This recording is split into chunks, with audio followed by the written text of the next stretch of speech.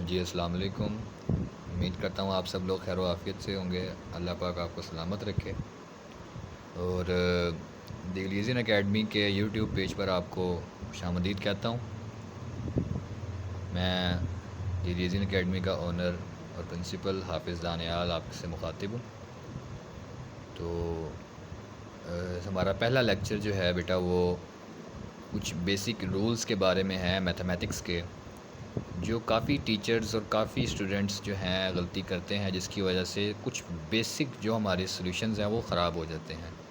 Sometime जो calculations हम करते हैं विदाउट कैलकुलेटर करेंगे तो वो ख़राब हो जाएगी। और सब कुछ बच्चे ऐसे होते हैं जिनको कैलकुलेटर यूटिलाइज़ करना भी नहीं आता सही तरीके से। दैट्स वाई उनके आंसर्स में लिटिल एरर्स आते हैं और वो उसको निगलेक्ट कर जाते हैं। जैसे कि हम कहते हैं पॉइंट के बाद 2 वैल्यूज़ हमारी ठीक आई हैं, 1 नहीं ठीक आई, तीसरी नहीं ठीक आई, चौथी नहीं ठीक आई। तो हम क्या कहते हैं, अक्सर टीचर्स भी कह देते हैं कि पॉइंट के बाद एक वैल्यू ठीक है तो बस ठीक है। ठीक है, बेशक वो ठीक है, लेकिन जो एक लिटिल एरर है वो हर सवाल में नहीं आना चाहिए। एक दो में आ जाए तो खैर होती है। ठीक है, तो वो एरर्स क्यों आते हैं, उनकी वजहात क्या होती है, वो आज हम डिस्कस करने जा रहे हैं। उम्मीद है आप सब लोगों को विजिबल होगी सब चीज़ें। तो बेटा सबसे पहले जो रूल है वो आता है, that is DMAS rule for mathematics. ठीक है, और इस रूल के अंदर बेटा जो डी है that is stands for division, and M stands for multiplication, A stands for addition and S stand for subtraction. Clear है बेटा? इसका मतलब क्या है कि आप कोई भी बहुत लंबे किस्म का सवाल कर रहे हो, जो कि अगर आप देखो तो आपको 6 क्लास में इस तरह के सवालात आते हैं।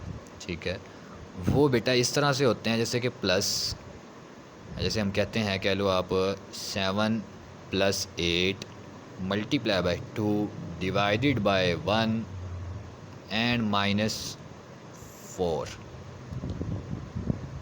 अब काफ़ी तरह के क्वेश्चंस जो हैं अप्लाई होते हैं 6 क्लास में, 4 क्लास में, 5 क्लास में। ये थोड़ी बेसिक क्लास हैं जिनमें ये सवालात स्टार्ट हो जाते हैं।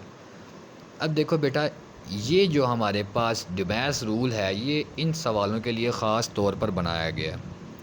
मीन्स टू से कि सबसे पहला स्टेप जो होगा वो आप डिवाइड करोगे, second step that you multiply करेंगे, and third step that addition करेंगे, and fourth step that final step के हम सब्ट्रैक्शन करेंगे। इट मीन्स टू से कि ना हम पहले मल्टीप्लाई कर सकते हैं, ना हम पहले डिवाइड कर ना हम पहले ऐड कर सकते हैं, ना सब्ट्रैक्ट कर सकते हैं। सबसे पहले अगर हमें डिवीजन नज़र आ रही है तो हम डिवीजन करेंगे।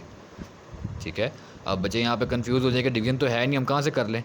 तो बेटा जब इस रिस्पेक्ट से इसने हमें एक कह लो कि हमें दे दिया है, एक सीक्वेंस दे दिया है कि इस सीक्वेंस के साथ चलना है। अगर कोई चीज़ मिसिंग है तो उसको मिस कर देंगे। ठीक है, जैसे अगर मैं कहता हूँ मेरे पास एक ये सवाल आ गया,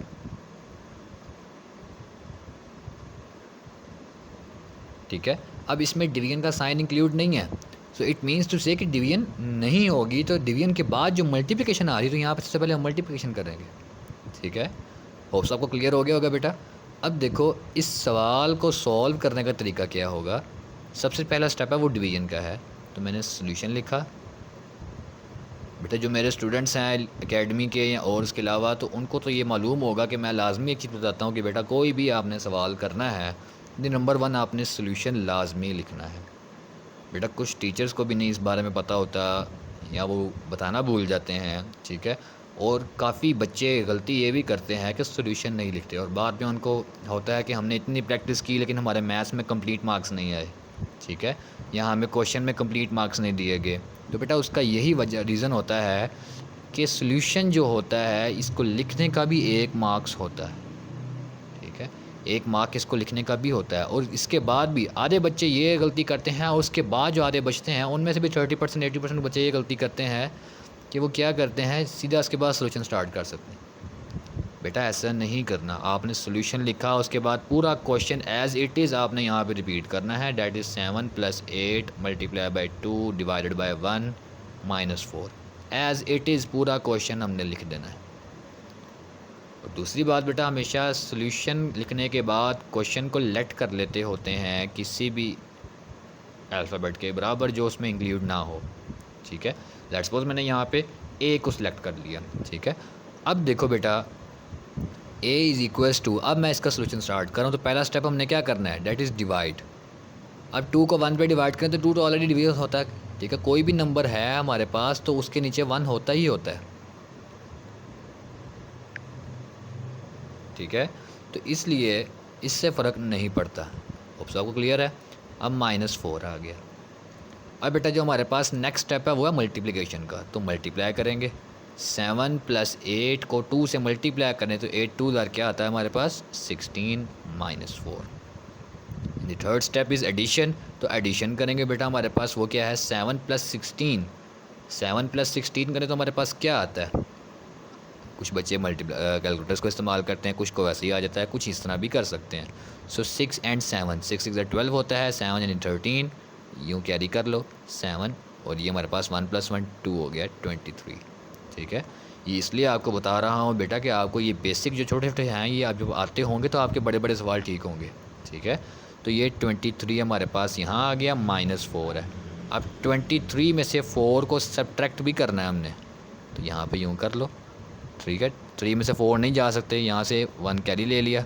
13 में से 4 गए, 13 में से 4 गए तो क्या बचते हैं हमारे पास 9, और इस तरफ क्या बच गए 1, सो 19 आ गया।